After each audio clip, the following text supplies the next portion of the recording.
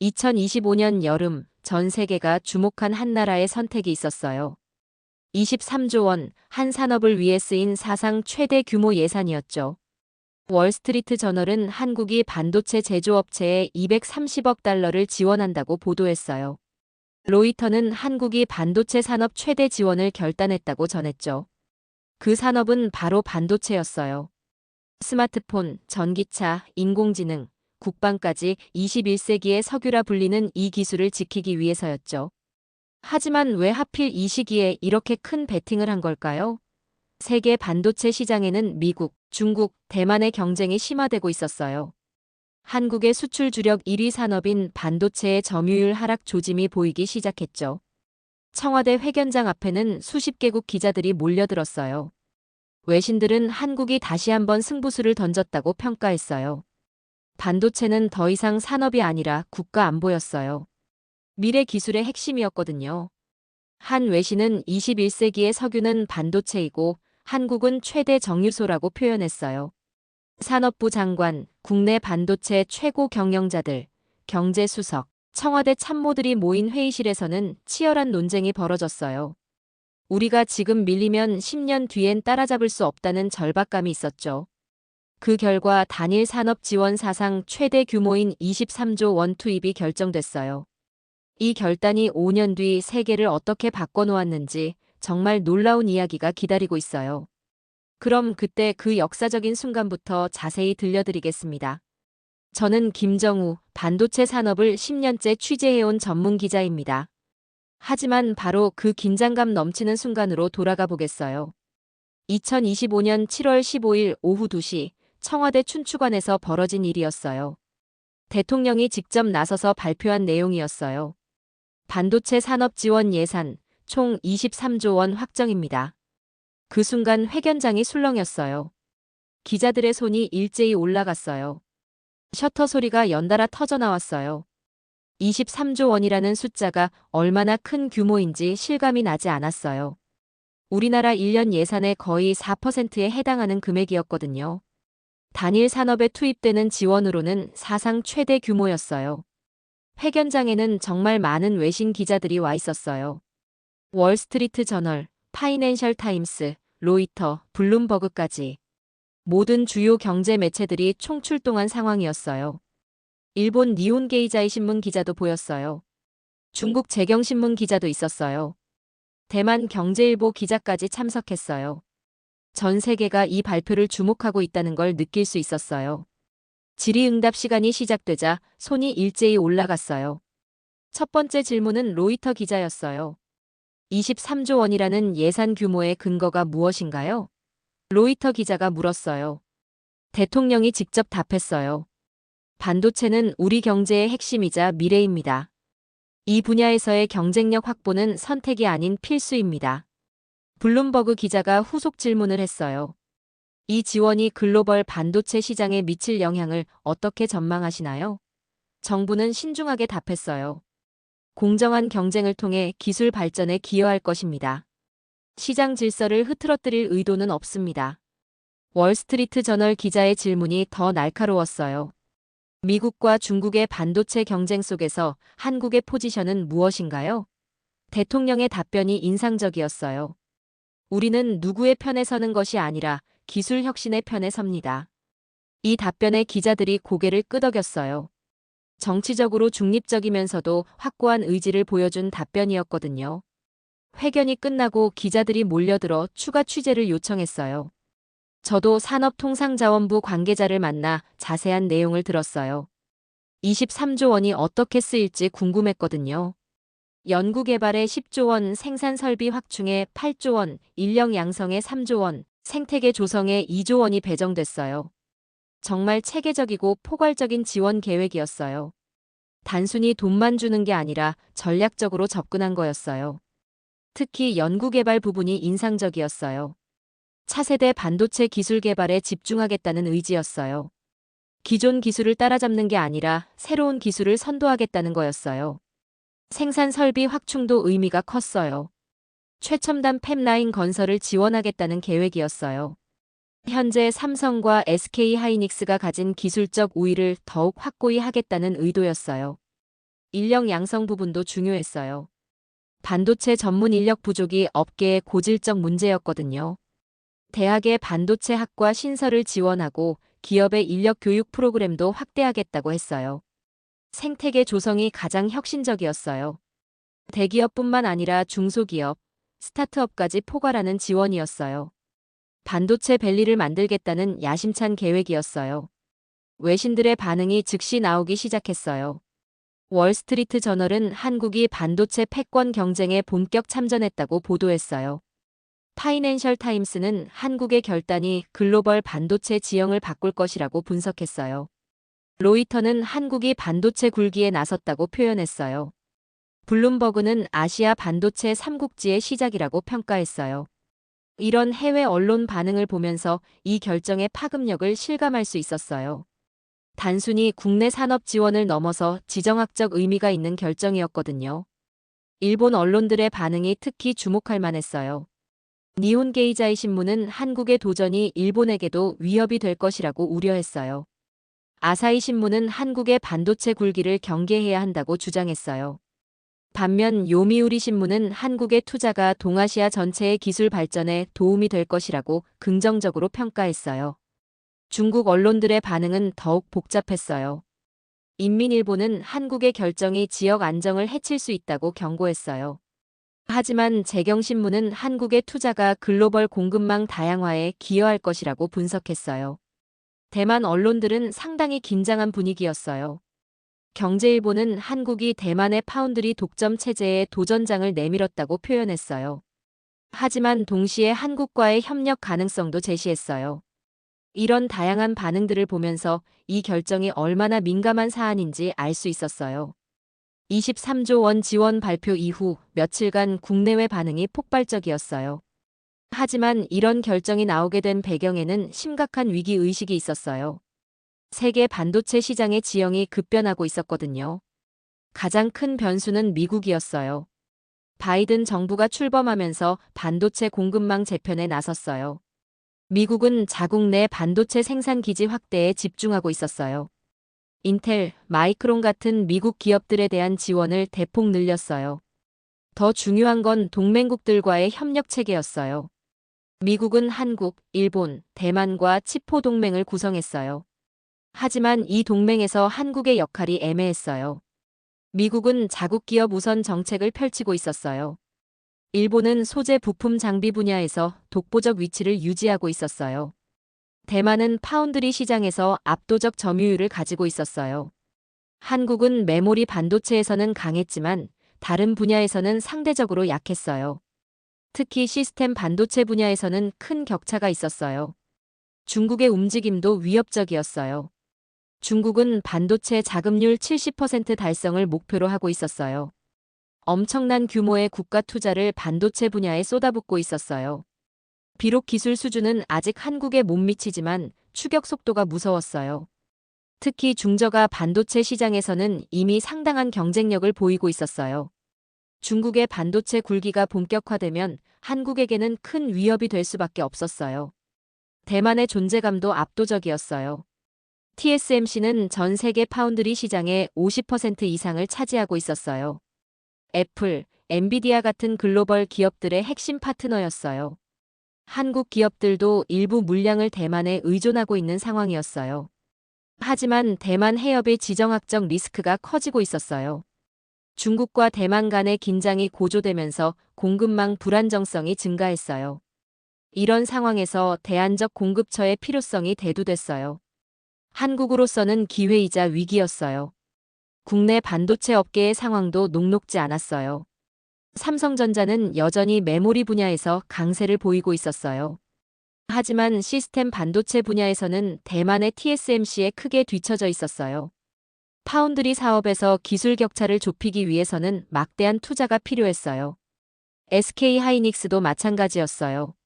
메모리 반도체에서는 경쟁력이 있었지만 다른 분야로의 확장이 필요했어요. 특히 차세대 메모리 기술 개발에 더 많은 투자가 요구됐어요. 중소기업들의 상황은 더욱 어려웠어요. 반도체 장비 소재 분야에서 일본에 크게 의존하고 있었어요. 일본의 수출 규제 조치 이후 공급망 다변화의 필요성이 절실해졌어요. 하지만 기술 개발에 필요한 자금력이 부족했어요. 정부 지원 없이는 일본 기업들과 경쟁하기 어려운 상황이었어요. 인력 부족 문제도 심각했어요. 반도체 분야는 고도의 전문성이 요구되는 영역이에요. 하지만 관련 학과 졸업생들도 부족하고 경험 있는 엔지니어들도 모자랐어요. 특히 시스템 반도체 설계 인력은 절대적으로 부족했어요. 이런 인력 부족이 기업들의 성장을 제약하는 요인이 됐어요. 연구개발 인프라도 충분하지 않았어요. 대학의 연구시설은 낙후됐고 정부 출연 연구소들도 예산 부족에 시달렸어요. 기업들은 각자 연구개발을 하고 있었지만 협력 체계는 미흡했어요.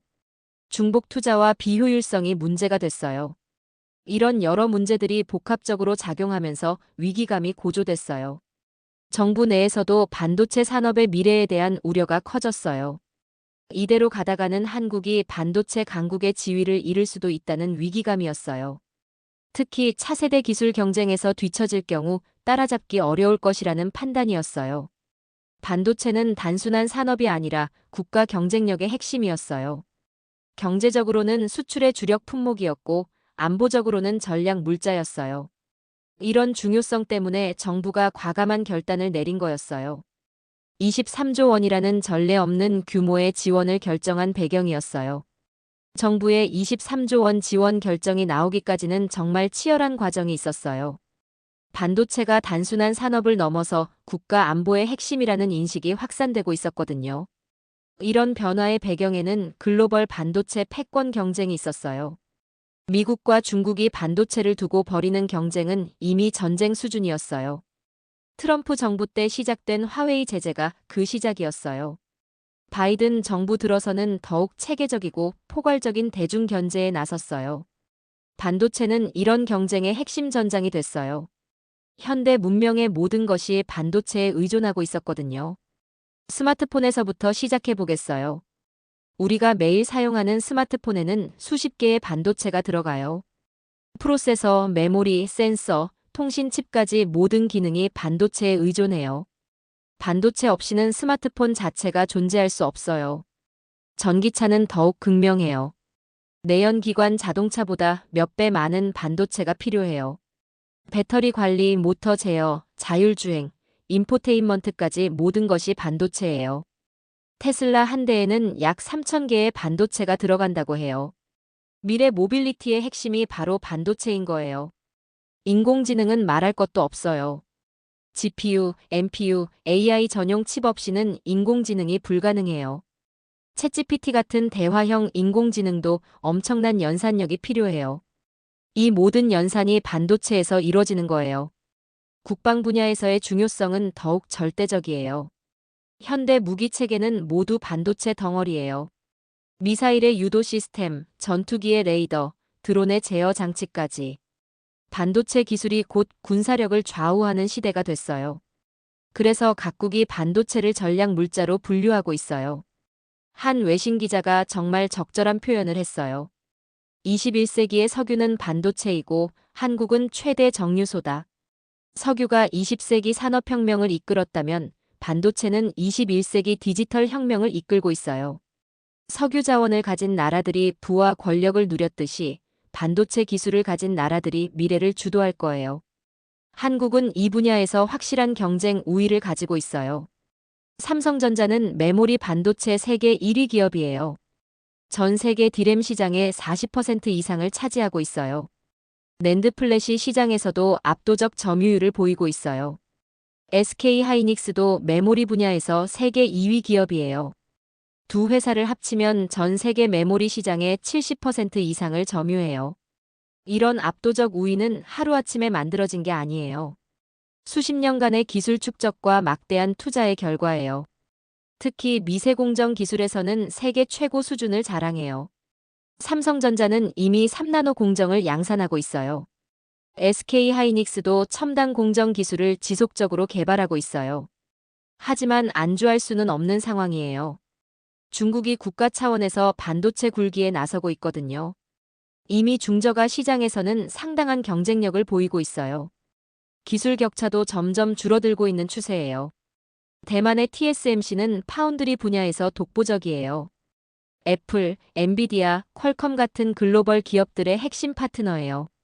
한국 기업들도 첨단 공정이 필요할 때는 TSMC에 의존하는 경우가 많아요. 미국은 자국 내 반도체 생산 기지 확대에 나서고 있어요.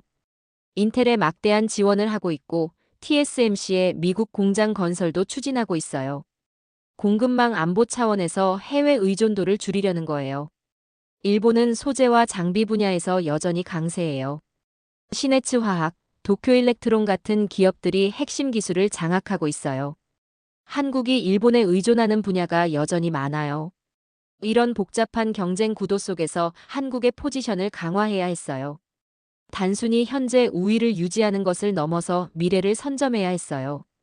차세대 반도체 기술에서 주도권을 잡아야 했어요. 그래서 정부가 과감한 투자를 결정한 거였어요. 23조 원은 단순한 산업 지원이 아니라 국가 미래에 대한 투자였어요. 23조 원이라는 전례 없는 지원 규모가 결정되기까지 청와대와 정부 부처에서는 정말 치열한 논의가 벌어졌어요. 저는 그 과정을 가까이서 지켜볼 수 있었는데 정말 숨막히는 긴장감이었어요. 산업통상자원부 장관실에서 열린 긴급회의가 그 시작이었어요. 성윤모 산업부 장관, 이재용 삼성전자 부회장, 박정호 SK하이닉스 최고 경영자, 그리고 청와대 경제수석까지 모였어요. 회의실 분위기는 정말 무겁고 진지했어요. 성윤모 장관이 먼저 현 상황을 브리핑했어요. 글로벌 반도체 경쟁이 예상보다 훨씬 치열해지고 있다고 했어요. 미국의 인플레이션 감축법과 칩스법이 한국 기업들에게 실질적 위협이 되고 있다고 분석했어요. 중국의 반도체 굴기도 생각보다 빠르게 진행되고 있다고 우려를 표했어요. 이재용 부회장이 삼성의 입장을 밝혔어요. 현재 메모리 분야에서는 여전히 우위를 유지하고 있지만 시스템 반도체에서는 상황이 다르다고 했어요. 파운드리 사업에서 TSMC와의 격차를 줄이기 위해서는 더 많은 투자가 필요하다고 강조했어요. 특히 3나노 이하 초미세 공정 기술 개발에는 천문학적 비용이 든다고 설명했어요. 박정호 최고 경영자도 비슷한 의견이었어요. SK하이닉스도 차세대 메모리 기술 개발에 더 많은 자원을 투입해야 한다고 주장했어요. 특히 HBM 같은 고부가 가치 제품 개발에 집중해야 한다고 강조했어요. 하지만 기업 단독으로는 한계가 있다고 토로했어요. 청와대 경제수석이 정부의 고민을 털어놨어요. 반도체 지원의 필요성은 인정하지만 예산 규모가 문제라고 했어요. 국민들의 세금으로 특정 기업을 지원하는 것에 대한 비판도 있을 것이라고 우려했어요. 하지만 동시에 이 기회를 놓치면 돌이킬 수 없는 상황이 될 수도 있다는 절박감도 표현했어요. 성윤모 장관이 구체적인 지원 방안을 제시했어요. 연구개발 지원을 대폭 확대하자고 제안했어요.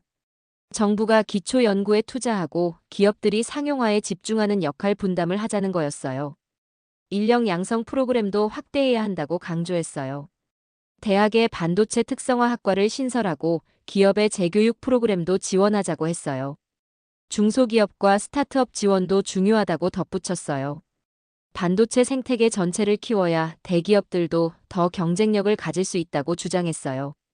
소재, 부품, 장비 분야의 국산화율을 높이는 것도 시급하다고 강조했어요. 일본 의존도를 줄이고 공급망을 다변화해야 한다는 거였어요. 이재용 부회장이 더 구체적인 투자 계획을 설명했어요. 삼성전자는 향후 5년간 시스템 반도체에 17조 원을 투자할 계획이라고 밝혔어요. 평택과 화성에 새로운 팹을 건설하고 미국 텍사스 공장도 확대할 예정이라고 했어요. 하지만 이런 투자가 성공하려면 정부의 적극적 지원이 필요하다고 강조했어요. 특히 연구개발 세액 공제 확대와 규제 완화가 중요하다고 주장했어요. 박정호 최고 경영자도 SK하이닉스의 투자 계획을 발표했어요. 용인에 M8 팹을 건설하고 차세대 메모리 기술 개발에 집중하겠다고 했어요. 하지만 글로벌 경쟁이 치열해지면서 투자 리스크도 커지고 있다고 우려를 표했어요. 정부 지원이 있어야 과감한 투자를 할 수 있다고 강조했어요. 청와대 경제수석이 가장 민감한 문제를 제기했어요. 지원 규모를 얼마로 할 것인가의 문제였어요. 기업들은 더 많은 지원을 원하지만 재정 부담과 국민 여론을 고려해야 한다고 했어요. 또한 세계무역기구 규정에 위반되지 않는 범위에서 지원해야 한다고 당부했어요. 성윤모 장관이 벤치마킹 사례를 제시했어요. 미국의 칩스법은 520억 달러, 약 70조 원 규모라고 설명했어요. 중국도 국가집적 회로 산업 투자기금을 통해 수십조 원을 투입하고 있다고 분석했어요. 한국도 이에 버금가는 규모의 지원이 필요하다고 주장했어요. 하지만 한국의 경제 규모를 고려하면 무작정 큰 규모로 할 수는 없다고 인정했어요. 효율성과 효과성을 고려한 최적의 규모를 찾아야 한다고 강조했어요. 이재용 부회장이 핵심을 찌르는 발언을 했어요. 우리가 지금 밀리면 10년 뒤엔 따라잡을 수 없습니다. 반도체 산업의 특성상 기술 격차가 벌어지면 역전하기 매우 어렵다고 설명했어요. 무어의 법칙에 따라 기술 발전 속도가 기하급수적으로 빨라지고 있다고 강조했어요.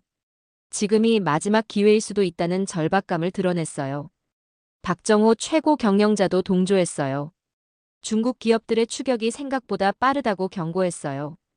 정부 지원을 받는 중국 기업들과 경쟁하려면 한국도 정부 지원이 필수라고 주장했어요. 시장 경제 원리만으로는 한계가 있다고 토로했어요. 청와대 경제수석이 최종 결론을 내렸어요. 대통령께 보고해서 최고 수준의 정치적 결단을 받아야 한다고 말했어요. 반도체는 더 이상 산업 정책이 아니라 국가 안보 정책이라고 강조했어요. 미래 국가 경쟁력을 좌우할 핵심 분야라는 인식하에 접근해야 한다고 당부했어요. 회의가 끝나고 며칠간 청와대 내부에서 치열한 검토가 이어졌어요. 기획재정부는 재정 부담을 우려했어요. 외교부는 통상 분쟁 가능성을 걱정했어요. 하지만 산업부와 과기정통부는 적극적 지원을 주장했어요. 국가정보원도 안보 차원에서 지원 필요성을 강조했어요. 최종 결정은 대통령이 내렸어요. 국무회의에서 23조 원 지원이 확정됐어요. 단일 산업에 대한 지원으로는 사상 최대 규모였어요. 하지만 미래를 위한 필수 투자라는 판단이었어요. 그 순간 회의실에 있던 모든 사람들이 긴장했어요. 정말 역사적인 결정이 내려진 순간이었거든요. 한국 반도체 산업의 운명이 걸린 결정이었어요. 23조 원 지원 발표가 나간 직후 국내외 반응이 폭발적으로 나타났어요. 가장 먼저 반응한 건 주식시장이었어요. 삼성전자 주가가 장 시작과 동시에 급등했어요. 전일 대비 7% 이상 오르면서 시가총액이 크게 늘어났어요. SK하이닉스도 마찬가지였어요. 8% 넘게 상승하면서 투자자들의 관심이 집중됐어요. 반도체 관련 중소기업들의 주가도 일제히 상승했어요. 테스, 원익 IPS, K시텍 등 장비업체들이 크게 올랐어요. 실리콘웍스, AD테크놀로지 같은 부품업체들도 강세를 보였어요. 코스닥 시장의 반도체 관련 종목들은 더욱 극적이었어요. 상한가를 기록하는 종목들이 속출했어요. 시장이 정부 지원 효과를 긍정적으로 평가하고 있다는 신호였어요. 해외 증시에서도 한국 반도체 기업들에 대한 관심이 높아졌어요. 뉴욕 증시에서 거래되는 삼성전자 ADR도 크게 올랐어요. 투자자들이 한국 정부의 강력한 지원 의지를 긍정적으로 받아들인 거였어요. 증권가의 분석도 대체로 긍정적이었어요. 골드만삭스는 한국 반도체 기업들의 목표 주가를 상향 조정했어요. 정부 지원으로 투자 여력이 늘어나고 경쟁력이 강화될 것이라고 분석했어요. 모건 스탠리도 비슷한 의견을 냈어요. 한국의 반도체 굴기가 본격화됐다고 평가했어요. 특히 시스템 반도체 분야에서 TSMC에 대한 도전이 가능해졌다고 봤어요. 국내 증권사들은 더욱 적극적이었어요. 미래에셋증권은 반도체 슈퍼사이클의 시작이라고 표현했어요. 한국 기업들이 글로벌 반도체 패권 경쟁에서 우위를 점할 것이라고 전망했어요. 삼성증권은 메모리뿐만 아니라 시스템 반도체에서도 한국의 입지가 강화될 것이라고 분석했어요. 기업들의 반응도 뜨거웠어요. 이재용 삼성전자 부회장이 직접 성명을 발표했어요. 정부의 강력한 지원에 감사하며 세계 최고 수준의 반도체 기술을 개발하겠다고 다짐했어요. 파운드리 사업에서 글로벌 넘버원을 달성하겠다는 목표도 재확인했어요. 박정호 SK하이닉스 최고 경영자도 환영 입장을 밝혔어요. 차세대 메모리 기술 개발에 더욱 박차를 가하겠다고 약속했어요. 인공지능용 고대 역폭 메모리 시장에서 압도적 우위를 확보하겠다고 선언했어요. 중소기업들의 반응은 더욱 열광적이었어요. 한국반도체산업협회에서 성명서를 발표했어요. 정부의 파격적 지원으로 반도체 생태계 전체가 발전할 것이라고 기대감을 표했어요. 특히 소재, 부품, 장비 분야의 국산화가 가속화될 것이라고 전망했어요. 반도체 장비업계도 환영했어요. 원익 IPS는 국산 장비의 경쟁력 강화 기회라고 평가했어요. 테스는 검사 장비 분야에서 글로벌 톱티어로 도약하겠다고 포부를 밝혔어요. 학계의 반응도 긍정적이었어요. 서울대학교 전기정보공학부 교수들이 공동 성명을 냈어요. 반도체 인력 양성과 기초 연구 강화에 크게 도움이 될 것이라고 환영했어요. 카이스트, 포스텍 등 이공계 대학들도 비슷한 입장을 표명했어요. 연구 인프라 확충과 산학 협력 확대를 통해 혁신을 이끌어내겠다고 다짐했어요. 해외 언론들의 반응이 특히 주목할 만했어요. 대만 언론들은 상당히 긴장한 반응을 보였어요. 경제일보는 한국이 대만의 파운드리 독점 체제에 본격 도전장을 냈다고 분석했어요. TSMC의 독주 체제가 흔들릴 수 있다고 우려를 표했어요. 하지만 동시에 한국과의 협력 가능성도 제시했어요. 기술 교류와 상호 보완을 통해 중국에 대응해야 한다는 의견도 나왔어요. 중국 언론들의 반응은 복잡했어요. 인민일보는 한국의 결정이 지역 질서를 흔들 수 있다고 경고했어요. 반도체 패권 경쟁이 과열되면 모든 국가에게 해롭다고 주장했어요. 하지만 재경신문은 다른 시각을 제시했어요. 한국의 투자가 글로벌 공급망 다변화에 기여할 것이라고 분석했어요. 중국도 자체 기술 개발에 더욱 박차를 가해야 한다고 자극하기도 했어요. 일본 언론들의 반응이 가장 예민했어요. 니혼 게이자이 신문은 한국의 도전을 정면으로 언급했어요. 소재와 장비 분야에서 일본의 우위가 위협받을 수 있다고 분석했어요. 한국 기업들의 국산화 노력이 가속화될 것이라고 우려했어요. 아사히 신문은 더 직접적이었어요. 한국의 반도체 굴기를 경계해야 한다는 사설을 실었어요. 일본 정부도 대응 방안을 마련해야 한다고 주장했어요. 하지만 요미우리 신문은 긍정적 측면을 강조했어요. 한국의 투자가 동아시아 전체의 기술 발전을 이끌 것이라고 평가했어요. 일본도 협력을 통해 함께 발전할 수 있다고 제시했어요. 미국 언론들의 반응은 대체로 환영하는 분위기였어요. 월스트리트 저널은 동맹국의 강력한 산업 동반자라고 표현했어요.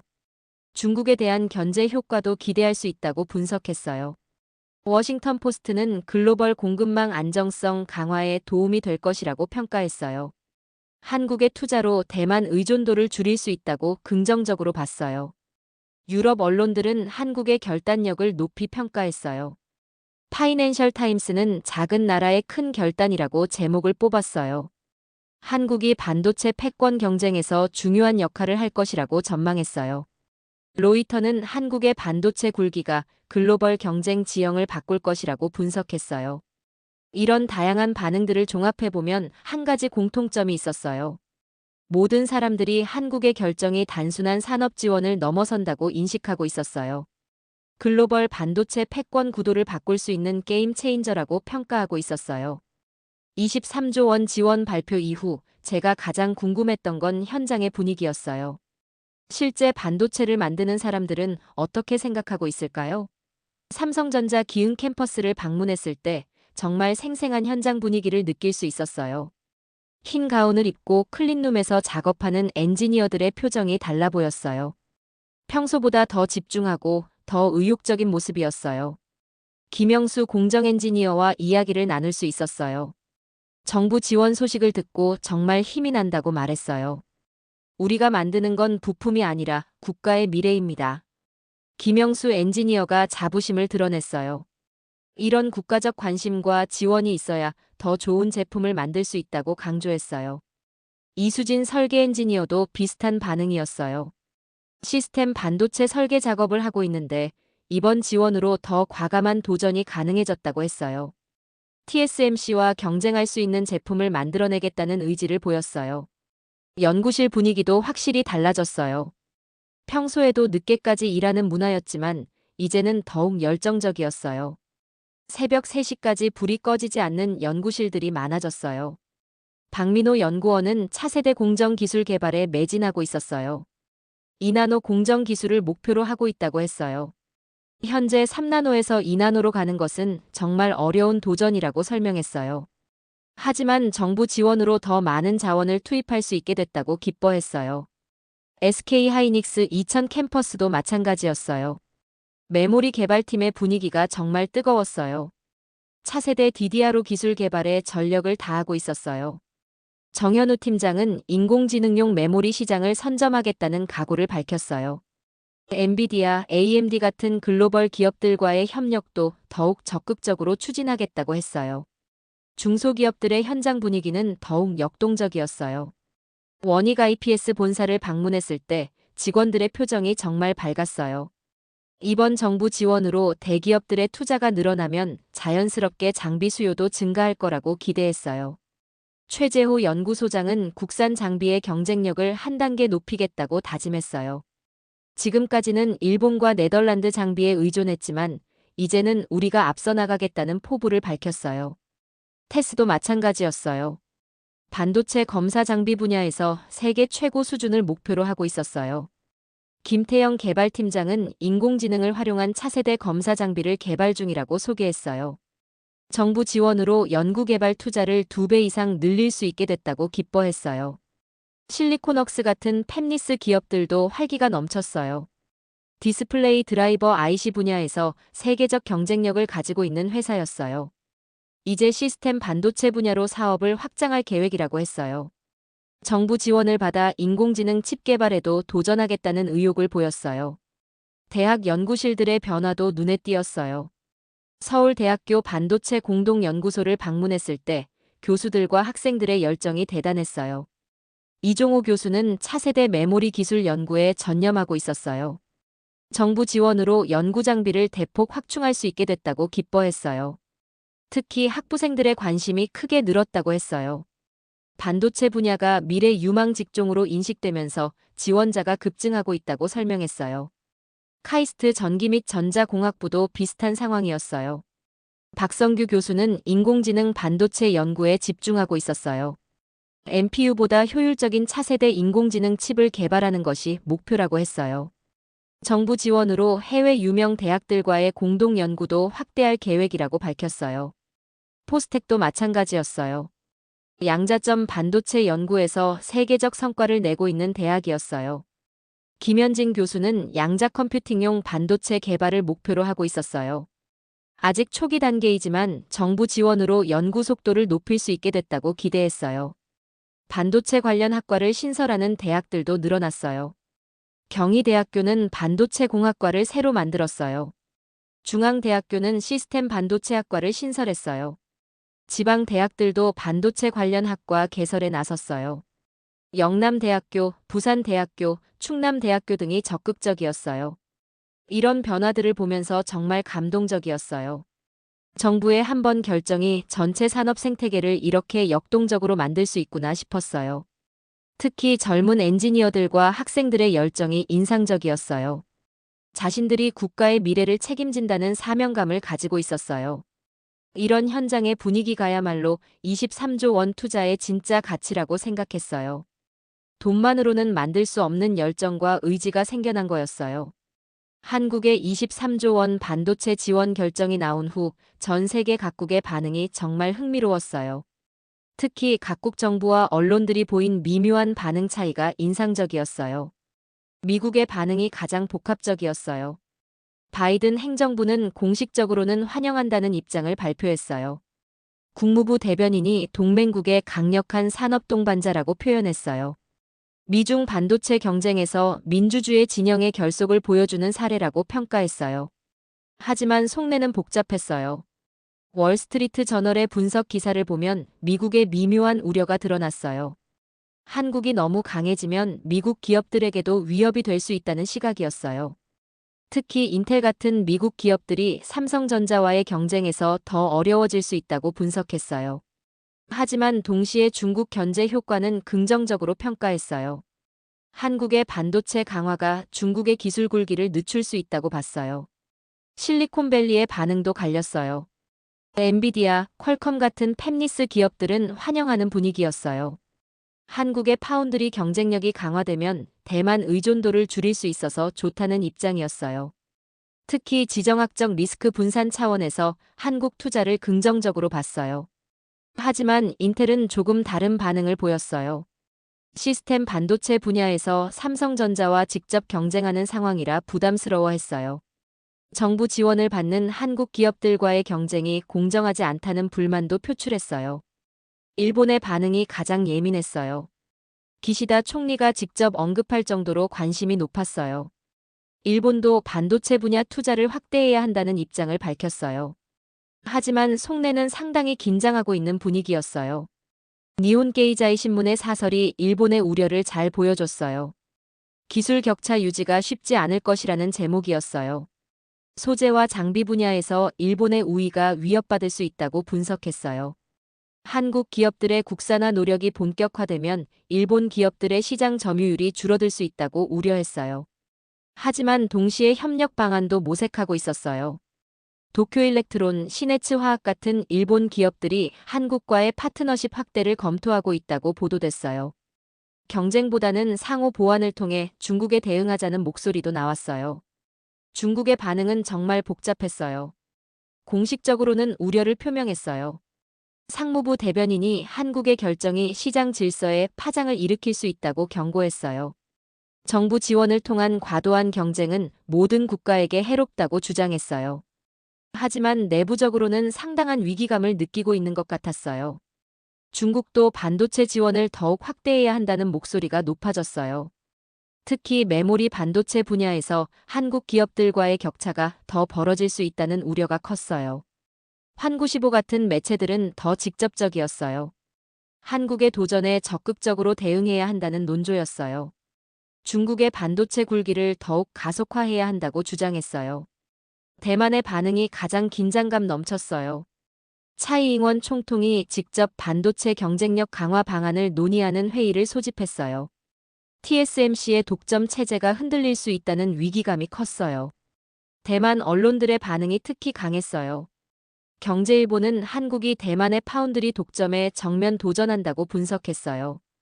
TSMC의 시장 점유율이 위협받을 수 있다고 우려를 표했어요. 하지만 동시에 기회로 보는 시각도 있었어요. 중국의 위협에 대응하기 위해 한국과 더 긴밀히 협력해야 한다는 의견이었어요.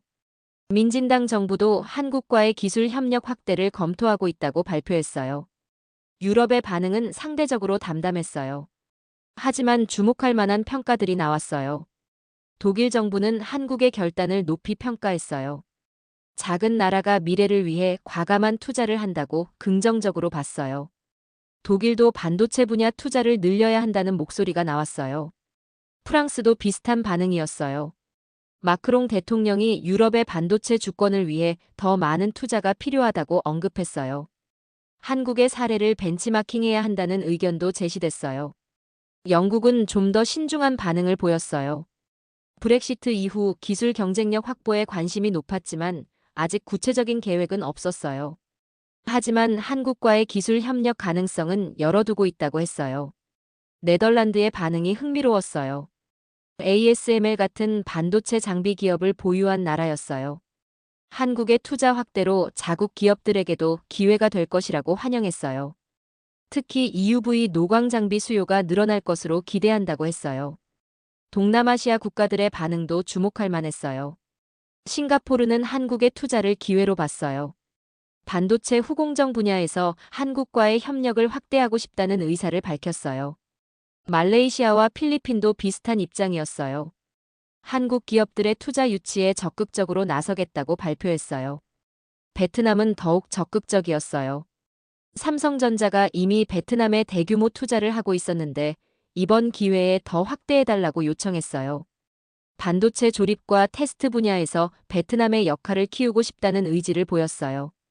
인도의 반응도 흥미로웠어요. 모디 총리가 한국의 사례를 언급하면서 인도도 반도체 분야 투자를 늘려야 한다고 강조했어요.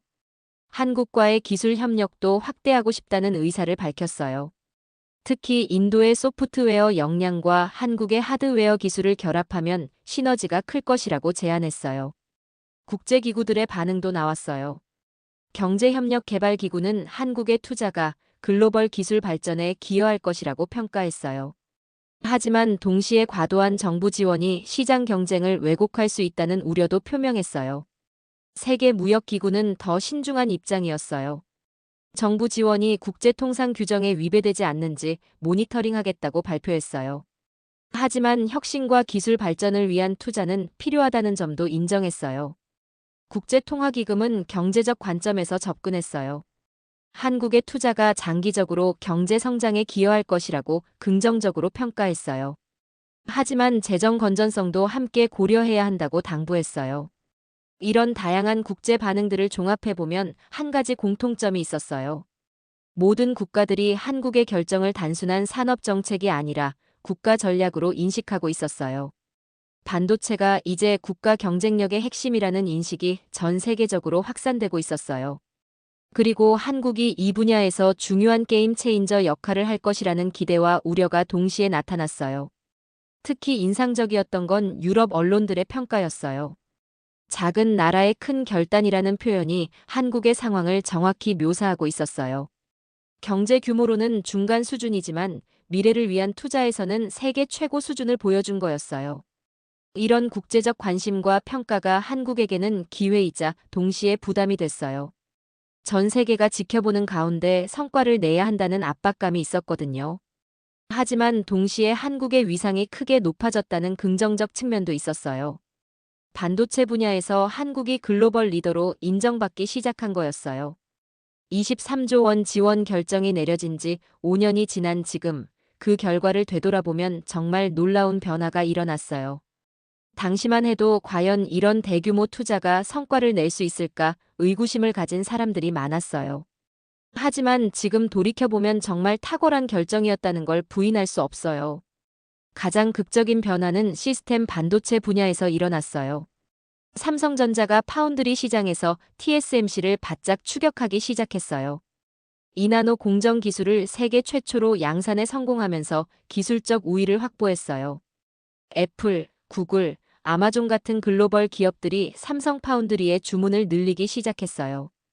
특히 인공지능 칩 분야에서 삼성전자의 약진이 눈부셨어요. 엔비디아와 직접 경쟁할 수 있는 고성능 인공지능 칩을 개발해냈어요.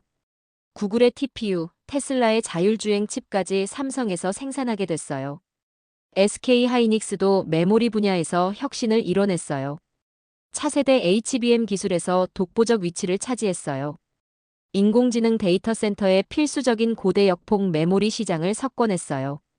특히 양자 컴퓨팅용 메모리 기술에서는 세계 최초로 상용화에 성공했어요. 중소기업들의 성장도 눈부셨어요. 원익 IPS는 글로벌 장비 톱3 기업으로 성장했어요. 일본과 네덜란드 기업들과 당당히 경쟁할 수 있는 수준에 도달했어요. 테스는 인공지능 기반 검사 장비로 새로운 시장을 개척했어요. 실리콘웍스는 인공지능 칩 전문 기업으로 변신에 성공했어요. 자율주행차용 인공지능 칩에서 세계적 경쟁력을 확보했어요. 인력 양성 효과도 기대 이상이었어요. 전국의 반도체 관련 학과가 대폭 늘어났어요. 매년 배출되는 반도체 전문 인력이 2배 이상 증가했어요. 특히 시스템 반도체 설계 인력 부족 문제가 상당히 해결됐어요.